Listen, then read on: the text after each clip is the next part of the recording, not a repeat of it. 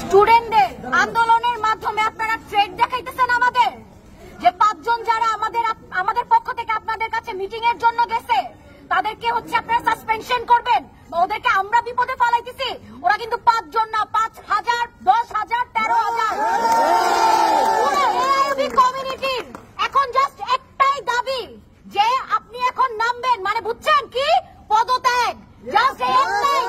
মুখের উপরে আপনারা 1-2 জন মনে করতেছেন আমাদের, যে মুখের উপরে বলতেছেন যে আমরা সাসপেনশন করবো ওদেরকে, আমরা বিপদে ফালাবো ওনাদের।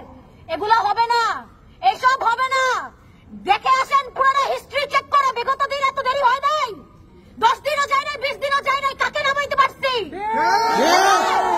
লং মার্চ দেখতে বাধ্য করেন না, ভদ্রভাবে বলতেছি। 2-3 দিন ধরে হাম্বেল ভাবে দেখাইছে এবির স্টুডেন্ট কতটা ভদ্রভাবে আন্দোলন করতে পারে। আজকে এইভাবে বলতে বাধ্য করতেছেন আপনারা। আমরা কিন্তু শখের ভাবে বলতেছি না, দাবি ছিল, দাবি পুনরুত্থাপন হবে। কি বুঝাইতে চান? পদত্যাগ সাইডে রেখে যদি আমরা সব দাবি পায়ে যাব, হবে না, আগে ওইটা হবে।